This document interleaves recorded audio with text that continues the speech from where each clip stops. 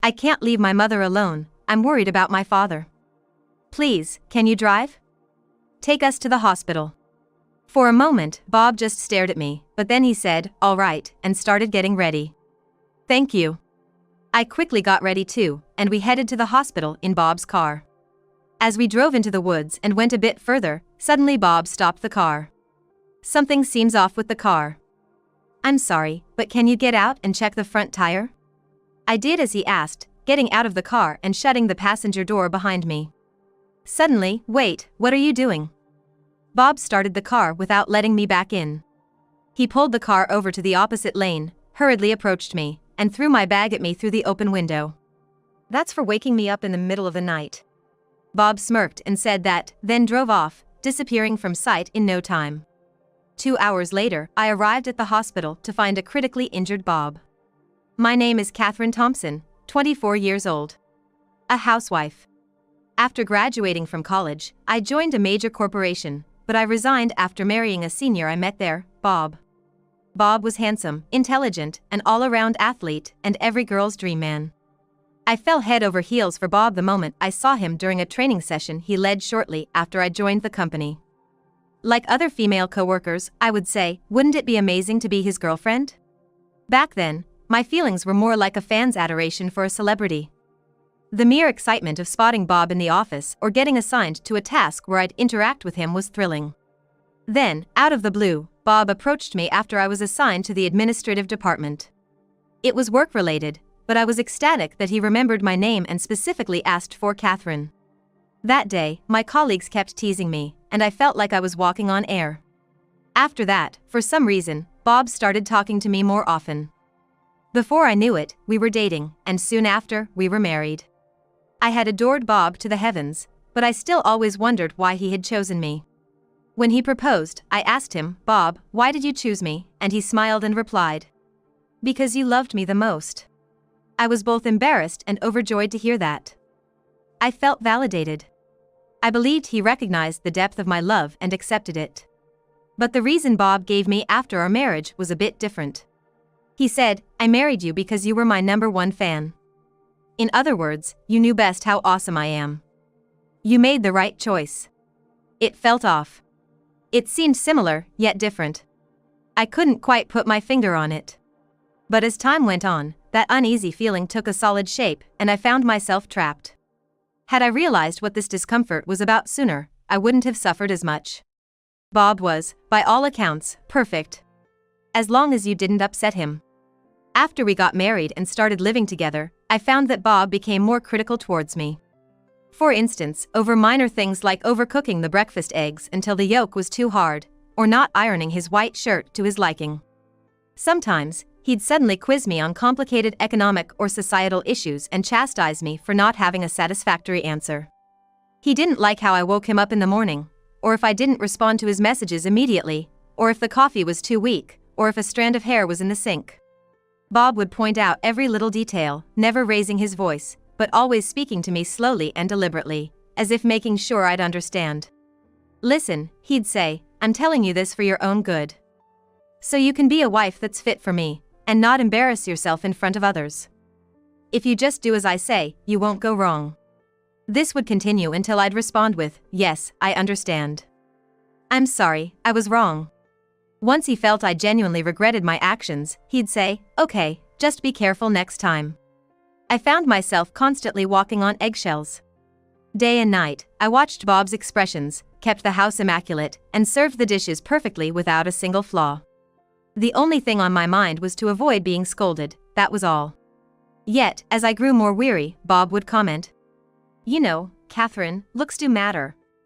Lately, you look so tired all the time. What would people think?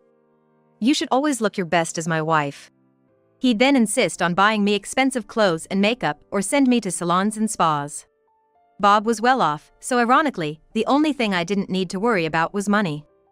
I also strained my nerves to enhance my appearance as he ordered, and as a result, people around me would say things like this. Catherine, you have such a wonderful husband. I'm so envious. I wish I could have married someone like Bob. Oh, how I wish I could trade places with you. I probably would have said the same thing if I saw it from their perspective.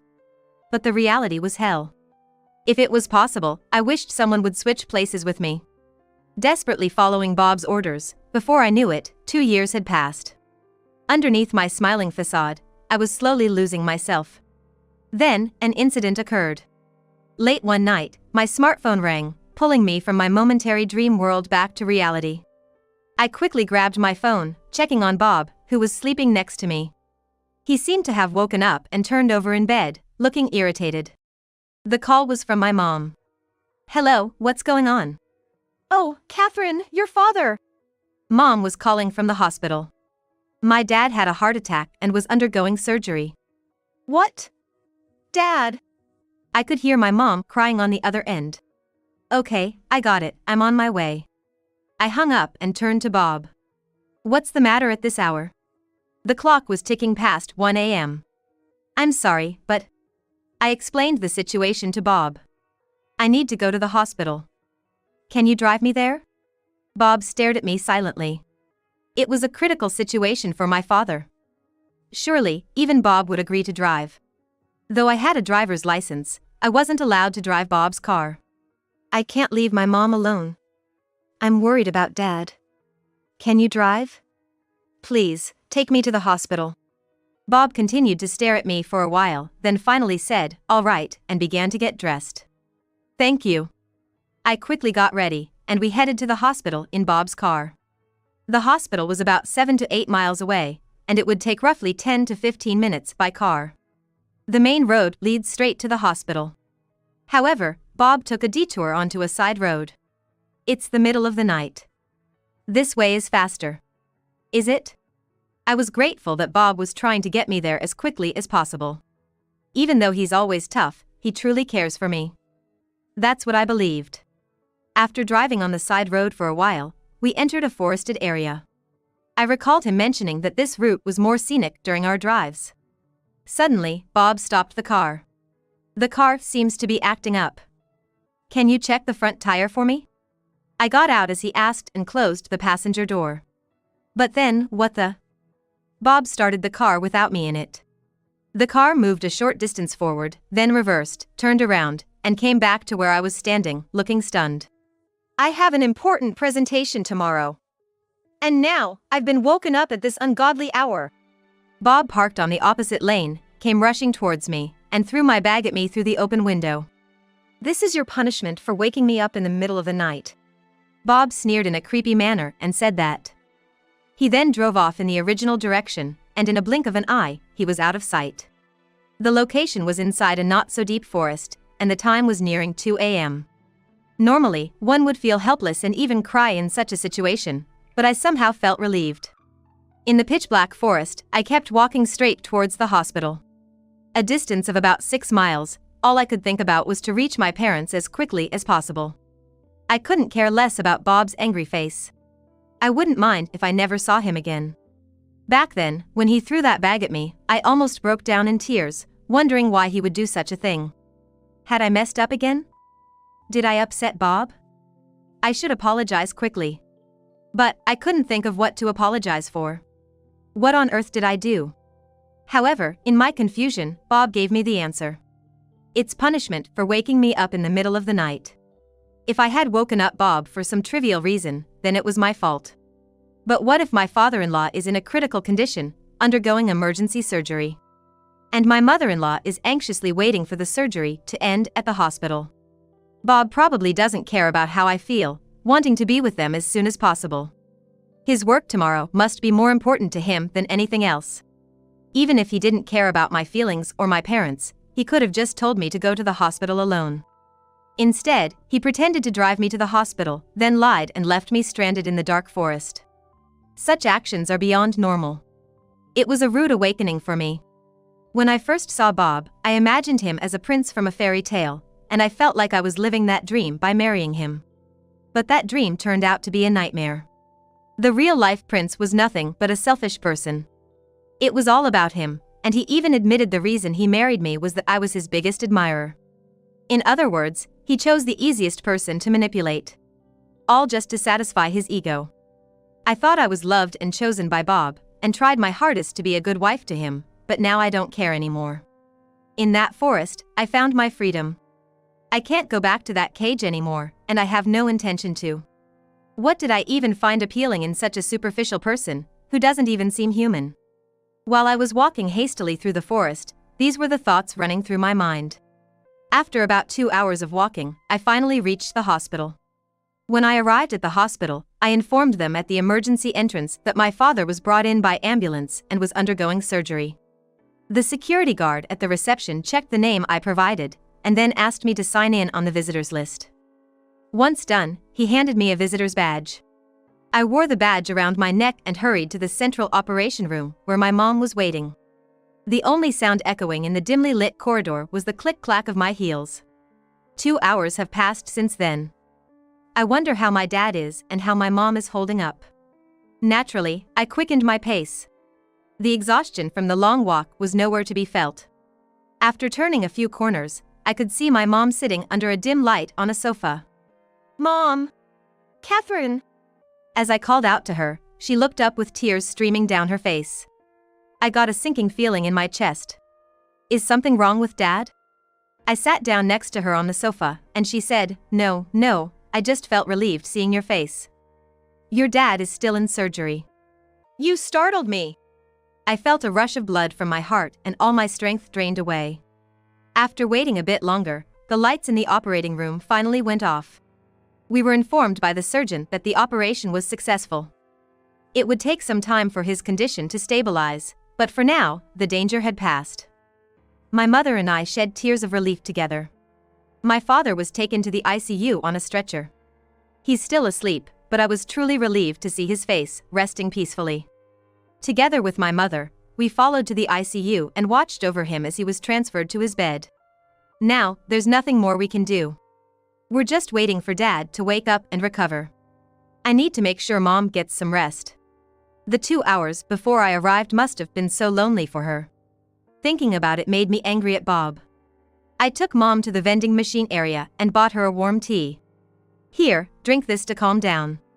Thank you. My mother opened a can of coffee and took a sip, seeming to finally calm down. Seeing her relaxed made me feel better too. As we sat in the coffee area before dawn, a nurse approached us. Excuse me, are you Catherine Thompson, wife of Bob Thompson? Oh, yes, that's me. The nurse had seen the name I filled out in the visitor's book and wondered if it might be me. Last night, around 2 a.m., your husband was brought in by ambulance. What? We tried contacting the number your husband provided multiple times, but we couldn't reach you. I hurriedly took out my phone from my bag. When I got in the car, I had muted it, thinking I'd be at the hospital shortly. I remembered setting it that way, not wanting to waste any time adjusting settings when I got to the hospital. I saw several missed calls from an unknown number, which turned out to be this hospital's. Bob must have thought that I wouldn't go to the hospital and would just follow him home. So he provided both our home and my mobile number. He probably never imagined that I, left alone in the woods in the middle of the night, would walk over 6 miles to the hospital. I explained that my father was also being treated here, apologized for missing the calls, and inquired about Bob's condition. Apparently, after leaving me behind, Bob had an accident on his way home. He's alive, but both his legs are broken and he needs surgery. That's why they had been trying to reach me. I asked my mother to wait while I went to see Bob. It's quite something, having both your husband and father in here at the same time. The nurse said that to me with a sympathetic look, but I only felt sorry for my father. I couldn't care less about what happens to Bob. Of course, I have no intention of taking care of him. However, there's no need to say such things to someone who doesn't know the situation, so I just smiled vaguely. By some stroke of luck, Bob was having surgery in the operating room next to my father's, and he was in a private room near the ICU. There was a nameplate at the room entrance that read Mr. Bob Thompson. It's the best private room, and apparently, it was Bob's request. I entered the room with the nurse who had shown me the way. Bob was suspended with both legs immobilized, looking utterly pitiable. As he tried to speak to me, he realized I wasn't alone and said, "I'm sorry for putting you through this, especially with your father in such a state. I'm glad you came." "Nurse, I apologize for the trouble," with a forced smile. When the nurse left, and we were alone, Bob's face took on that lecturing look he always has. "Where the hell have you been?" Why didn't you answer the phone right away? I've been stuck here, struggling. Tell me where you've been, he demanded in an accusatory tone. Where do you think? You told me my father had surgery, right? Obviously, I was at the hospital. Bob looked genuinely shocked by my response. What's with that tone? Haven't I always told you to speak politely and gracefully? I won't tolerate such language. He chastised, quickly regaining his composure. He still seemed to think he had the upper hand. Why should I be so polite to you? To someone who deceived me and left me in a forest in the middle of the night? I don't feel the need to show such consideration. What did you say? Bob glared at me, saying, Is that how you address your master? In a calm yet restrained voice full of anger. Master, I see. He's always thought of himself that way. His attitude wasn't that of a husband to a wife, but of a master to a servant. But I'm not a servant anymore. I reclaimed myself in that forest. I confidently retorted. I don't have a master. I'm a free person. Seeing my firm stance, Bob's face contorted in visible anger. Is that what someone who's been taken care of should say? Well, is that what someone who's been cared for should say? What? Perhaps shocked by my words, Bob jerked, causing pain in his immobilized legs and letting out a cry of pain. I coldly looked down on Bob, with his fixed legs, unable to do anything, his face twisted in pain and drenched in sweat. Guess you got what was coming to you, I said, a chuckle naturally following my words. I laughed, and Bob cried. The roles had reversed. The thought made me laugh even harder. What's so funny? It's all your fault I'm in this mess. Don't you feel guilty? Bob asked tearfully, but still defiant. My fault? No, I think it's someone who left his wife in a forest and hurried home. Serves you right, I countered. Bob looked at me in disbelief, seemingly a mix of shock and fear in his eyes. His wife, who had always been obedient and looked up to him with admiration, was now confronting him with cold words and glances, as if a stranger. He looked disturbed, his eyes darting around. I realized he was just a small, insignificant man. I felt ashamed for having feared and acted so subserviently to this man for so long. We should break up. I spoke firmly. I don't see any point in being married to you anymore. I'll wait until you're discharged from the hospital, so please prepare yourself in the meantime. I'll pack up our stuff at home. Don't be ridiculous. I'm never gonna leave you. Do you realize how much time and effort I've put into this relationship? Bob winced in pain as he moved. He became silent, tears distorting his face. Do you have anything else to say? If you do, now's the time. What will it be? Despite my words, Bob just continued to cry, unable to respond. Nothing, then? All right, I have to go care for my father. Take care and goodbye. I left the room, leaving Bob groaning in pain. My father woke up later that day. Holding hands with my mother, tears of joy streamed down our faces. Although it would take time for him to be discharged from the ICU and be mobile, it was a relief to know he was stable. I returned to my family home with my mom and shared my decision to divorce Bob. My mother was initially shocked, but after hearing my side of the story, she nodded in silence and welcomed me back home. She never imagined that her daughter, who she believed was living happily, was being treated so poorly. I never told my parents the truth, trying to present a facade of a happy marriage. I even tried to convince myself that I was a happy wife. I cried at my mother's understanding, and for making them worry. I wept and wept until I began preparations for the next step. First, I started looking for a lawyer experienced in divorce cases. This was surprisingly easy, because a friend of mine worked at a law firm. I met with a few lawyers and decided on a female attorney, who has assisted many women like me suffering from their husband's emotional abuse. I gained an experienced and powerful ally. Just when Bob was in the hospital, I organized my belongings and prepared to leave the house. The challenge was to prove Bob's fault, but surprisingly, this was easily settled. When Bob had an accident and was questioned by the police, he told them, I had an accident on my way back from dropping off my wife at the hospital, where she wanted to be with her father who was being operated on after an emergency. However, his story seemed off. After all, I arrived at the hospital 2 hours after Bob's accident. When asked where he was and what he was doing during that time, I honestly told them everything, including being abandoned in the forest late at night. At first, the police were just shocked, but as they listened, they began to suspect it was malicious abandonment. Many people, not just the police but also those involved with insurance, his company, and others, eventually found out the truth.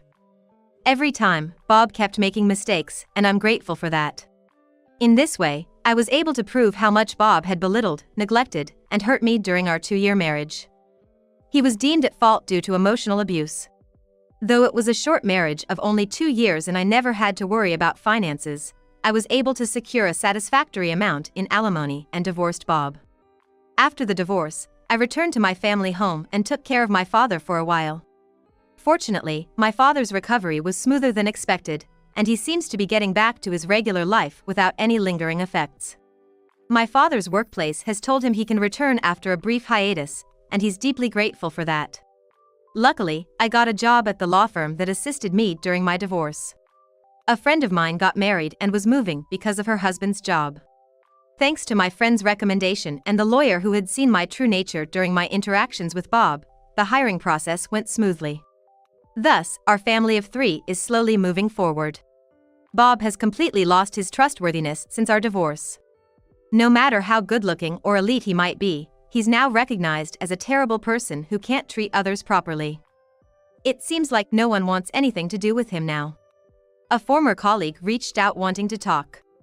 Apparently, after Bob recovered from his injuries and returned to work, he was going around saying that I was a terrible woman who abandoned him when he was injured. Despite many people already knowing the real reason for our divorce, I'm astounded at how much he underestimates me. So, I asked my lawyer to send him a formal notice, threatening to sue for defamation if he doesn't correct his story. My friends also shared the real story, and those who were about to believe Bob's version now recognize him as a lying emotional abuser. Well, he seems to still have his job because he's competent, but I wonder how long he can keep it up in such a hostile environment. Right now, I'm not ready to look for someone new, but I want to find someone who truly cares for me next time. I want to show my parents a genuinely happy version of myself. For that day, I'll keep my head held high and continue moving forward.